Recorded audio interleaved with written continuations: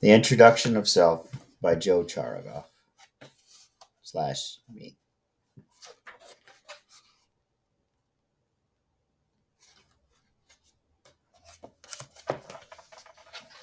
Section 1 Preface. I am writing this after almost completely finishing the book. You should know that up front, deep down, convention isn't my thing. I concede to the world as it is out of the fearful assumption that not doing so would be uncomfortable, but I'm not truly content by any stretch of the imagination.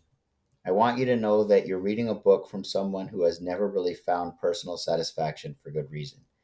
You most likely have, and may dislike my proposition even more because of it. The ideas in this book exist for the purpose of reminding you and I that we possess more humanity than we credit, and that humanity is worth a great deal to us. In other words, that we take our greatest possession for granted. The point of mentioning my discontent is that I take this possession for granted as well, and that as difficult as it is for me to care for what matters, it could be even more challenging for you. In short, this book is about me proposing that you truly look to change your mentality and, in turn, your actions and life, despite that I have changed very little and that you probably see no reason to. So, in terms of actually doing anything differently, it's going to seem like bullshit. It's going to seem like bullshit to even think about changing what already satisfies you. And it's going to seem like bullshit for me to tell you that it isn't. But despite that probability, it genuinely and honestly is something very different. Our individual changes to our functionality is progression, and everything else isn't, whether that satisfies us now or not. I know that your pride may get in the way of you even considering this or transferring the ideas into genuine thoughts. I know that it makes my proposal even tougher than it already would have been. And I know it seems damn near impossible to begin with. I also know that even though there is no such thing as too much change for us individually, there is such thing as not enough. There is a point in each of our lives where nothing changes internally, where we function, absorb, determine, and act exactly the way we are used to. I believe that this point is far broader and consuming than you wish to realize. I know it is for me, hence my discontent. If you read all this and you still don't actually change anything about your internal functionality, fine. All the words in the world couldn't make it happen anyway. I have no genuine belief that you'll change anything if you haven't yet anyway. I have no reason to. I just want you to know that there are ideas of potentially real significance here, and that you will probably never do what's needed to live for them or even honestly connect to them. But mainly, I want you to realize the real reason that you will or will not change, because it isn't fair to live without knowing why you're doing it. The last thing I have to mention is that I've separated the book into two parts. This means that this book is or will be part of two books. Side note, it is already two books. The second book, which is half of the same text originally, is the indulgence of self. All right, sorry. Anyway, I didn't want to do this at first, but discovered mutually beneficial and personally necessary reasons for doing so. The first half, this book, surprisingly, is an introduction and meant to get you actually considering the subject matter accurately. The second half deals with understanding and confronting it. I urge you to read both books and consider them as one. Things needing repair or the tools to fix them don't accomplish anything on their own or even together. Sincerely, Joe. A prologue, or something like it. When I was a kid, maybe 5 or 6, the big animation company at the time re released one of their classic films, which I believe was based on an Austrian book that was written about 20 years before the original film. I didn't know any of that at the time, and it isn't important information other than to help you figure out the film. Now that I think of it, you'll figure it out pretty fast anyway, if you've ever seen or heard of the film. The movie portrays a portion of the life of a young deer whose mother is shot by a human. The young deer has experiences with other animals, including a rabbit, a skunk, and a female deer he develops an intimate relationship with as he grows up.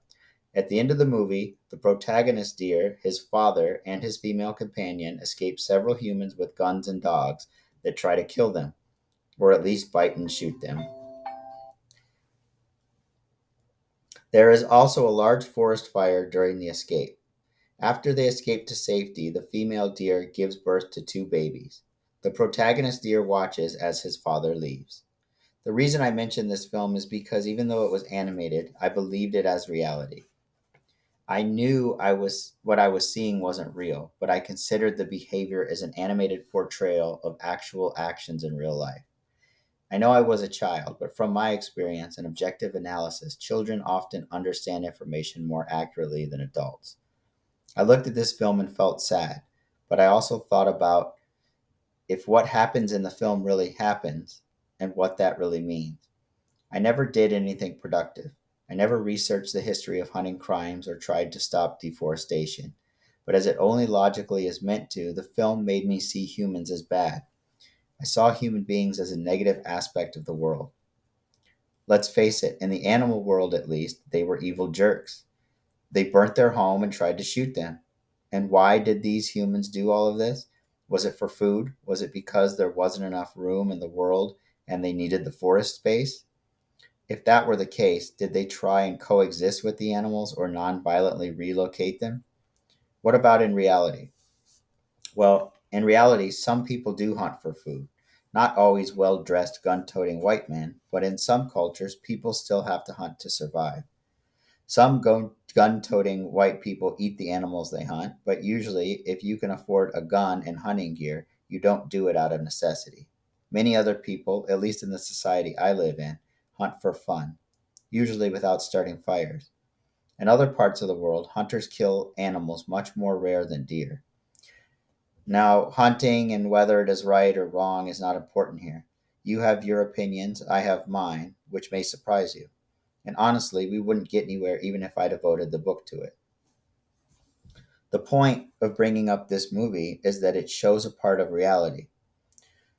The story developed from actual events, not specific events necessarily, but genuine occurrences. This depiction of human behavior didn't come out of thin air. It shows this part of reality in an extreme way. And even though humans have done some extreme things, it doesn't accurately portray an average deer hunt in that society. Even though it is not portrayed fairly and is not the focus or point of the film, human behavior plays the biggest part in the movie. Humans create the conflict. They act in a way that interferes with and disturbs the deer's and forest's natural existence. Despite the fact that human beings carelessly conquering and murdering is part of reality, it is never it is not ever brought up or questioned. In fact, the film is advertised as a love story. The focus is on the emotions between the young deer and his female companion, the family they've become, and the circle of life they've continued. So even though they're deer, why is that so compelling? While the bad things the humans do is not. It is almost as if we just perceive, feel, and conclude without even being aware of it.